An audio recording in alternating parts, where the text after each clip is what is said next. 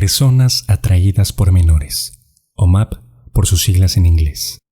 Recientemente en Facebook se observó la creación de páginas MAP Sprite. El repudio de la gran mayoría de usuarios de la plataforma no se hizo esperar y en tan solo unos cuantos días lograron que la plataforma eliminara cualquier contenido relacionado. Lo sorprendente de la situación es que durante este transcurso seguían apareciendo nuevas páginas que en cuestión de horas conseguían miles de seguidores. Y aunque no lo crean, el debate es más profundo y complejo de lo que parece. Esto es Polémica de Explicando Tendencias. A través de memes y mensajes de no discriminación, la comunidad MAP trató de entrar en la vida cotidiana de millones de usuarios, para normalizar lo que ellos denominan como un movimiento que busca que una persona pueda elegir a quién amar y que la edad no sea un impedimento. Nosotros amamos a los niños, no los vemos como objetos sexuales. El diseño de una bandera similar a la de la comunidad LGBT dejó ver la estrategia que intentaron seguir: unirse de manera perspicaz a dicha comunidad para adquirir los mismos derechos, argumentando que lo suyo es una orientación sexual. El rechazo de miembros LGBT, así como de movimientos feministas, surgió de inmediato y presentaron una iniciativa en change.org, la cual alcanzó más de 105,000 firmas, por lo que Facebook eliminó la mayoría de páginas MAP de su plataforma. Se han descubierto redes, foros y demás sitios, tanto en internet como en la deep web, donde estas personas conviven y hacen comunidad, por lo que resulta innecesario agruparse en lugares tan públicos como Facebook. Su objetivo es claro: normalizar la pedofilia en la población general. A pesar de esto, existen opiniones que indican que realmente se trata de un movimiento para desacreditar luchas sociales como la LGBT o la feminista.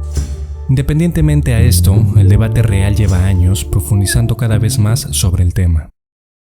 En los últimos años han aparecido personas expertas en distintas áreas aconsejando que la pedofilia es algo que debe normalizarse. TED Talks, líder mundial en conferencias de todo tipo, ha sido la principal ventana en la que estas personas se han expresado. Elizabeth Jade Letourneau, directora del Centro Moore para la Prevención del Abuso Sexual Infantil en Estados Unidos, para el canal TED-Med, habla sobre la importancia de reconocer que hay pedófilos no abusadores.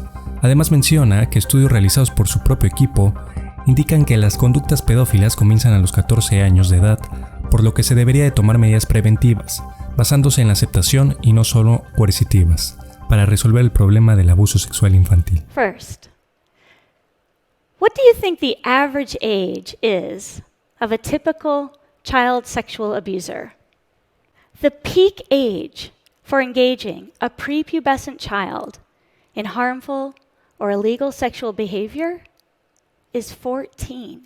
So that's the first important fact, that about half of all sexual offenses committed against prepubescent children are committed by other children. So what can we do to effectively address child sexual abuse? We can distinguish between a person's interests and their actions. For every person we have interviewed, pedophilia is an unwanted attraction. It is not a choice. The choice is to not offend against a child. It is in our interest to applaud and to support that choice.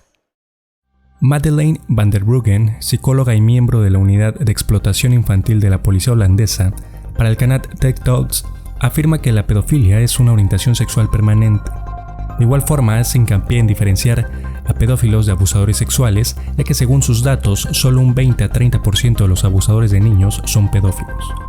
Además, presenta una estimación donde menciona que entre 1 y 2% de la población de hombres en el mundo tienen conductas pedófilas, por lo que señala que si no se toman medidas de aceptación y prevención, el riesgo de que estas personas cometan abuso sexual o consumo de pornografía infantil es mayor. Most of these people know that they have feelings that they should repress. So most of these people don't act out on it. They don't offend. But the problem is, these people can't talk about their feelings because they know that they will be hated for it. It's like telling me, we know that you love your boyfriend and we don't minimize that love. However, you cannot act out on it ever. And on top of that, you won't be able to talk about it with anyone. Mirjam Hein, por último, la TED Talks ofrecía en una universidad alemana, la cual contaba la historia ficticia de un adolescente pedófilo que se sentía frustrado al no poder contar a nadie lo que le pasaba. La plática trataba de convencer a los oyentes de ayudar a las personas pedófilas. Esta conferencia se viralizó en redes sociales, donde una amplia mayoría de usuarios mostró su rechazo, y algunos, incluso, amenazaron a la ponente, la cual solicitó a TED que eliminaran el video. Comentarios y críticas en todo el internet ponen en duda los datos brindados en estas charlas y especulan sobre los intereses reales que hay detrás de las mismas. Existen dos principales líneas de debate. ¿La pedofilia es una orientación sexual o un trastorno mental? Y en caso de ser un trastorno, ¿cómo identificar a todas las personas pedófilas para que no representen un riesgo latente? Primero, desde que se estudia la pedofilia se ha considerado como una parafilia correspondiente a un trastorno mental, pero recientemente se han contemplado nuevas especificaciones para tomar en cuenta. El ICD, o Clasificación Internacional de Enfermedades, es un manual elaborado por la OMS. En su revisión más reciente, la número 11, clasifica la pedofilia como un trastorno que se caracteriza por un patrón intenso de excitación sexual que se manifiesta con pensamientos, fantasías, deseos intensos o conductas sexuales persistentes que involucran niños o niñas prepúberes, establecido como menores de 13 años. El Manual Diagnóstico y Estadístico de los Trastornos Mentales DSM-5, creado por la Asociación Americana de Psiquiatría, por su parte, la define como una parafilia que implica impulsos sexuales intensos y recurrentes hacia niños prepúberes, generalmente menores de 11 años. Este manual maneja 3 criterios para que el diagnóstico pueda ser considerado pedofilia. 1. Mantener este tipo de atracción en un periodo de por lo menos 6 meses. 2. Presentar uno o más de los siguientes síntomas. A. Malestar clínicamente significativo relacionado a la atracción. B. La persona ha buscado la estimulación sexual con 2 o más niños diferentes. Y C. Uso repetido de pornografía que involucra a prepúberes o púberes en un periodo mínimo de 6 meses. Y 3. La persona tiene por lo menos 18 años de edad y es al menos 5 años mayor que los niños a los que hace referencia a los puntos anteriores. Tomando en cuenta estas definiciones, se entiende que la pedofilia es un trastorno mental y no una orientación sexual. También que deben de existir ciertas características para que se cumpla con el diagnóstico, por lo que no todos los abusos sexuales son cometidos por personas pedófilas. Es aquí cuando las confusiones surgen y se habla de la diferencia entre pedofilia y pederastia.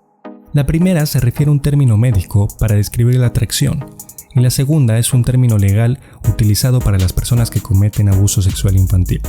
Los trabajos en esta área siguen siendo escasos, por lo que no se puede hacer afirmaciones basándose en estimaciones. La pedofilia no es algo que se pueda diagnosticar de manera tangible, por lo que los estudios se han realizado en abusadores sexuales, los cuales no todos reconocen ser pedófilos, pero sí se les ha diagnosticado otro tipo de trastornos, como ansiedad, personalidad antisocial, complicaciones por abusos sufridos, etc.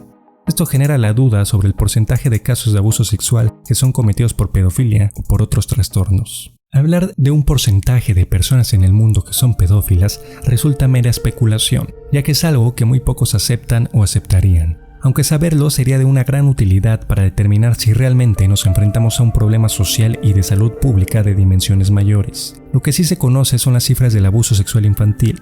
Según datos del informe Ocultos a plena luz de la UNICEF, 1 de cada 10 niños y niñas menores de 20 años han experimentado relaciones sexuales por la fuerza u otros actos sexuales forzados. Sin duda, hablar de este tema resulta delicado, pero mientras se debate sobre la normalización de la pedofilia, los abusos sexuales a niños siguen ocurriendo en grandes dimensiones. Aunque sea complicado, se debe de poner mayor atención a este tema y dejar a un lado los tabús para que tanto expertos como personas en general podamos por fin encontrar una solución real al problema del abuso sexual infantil. Para más temas como este, visita explicandotendencias.com. Recuerda suscribirte, activar la campanita y dejar tu like para que veas más videos como este y entiendas las tendencias y temas polémicos que nos rodean.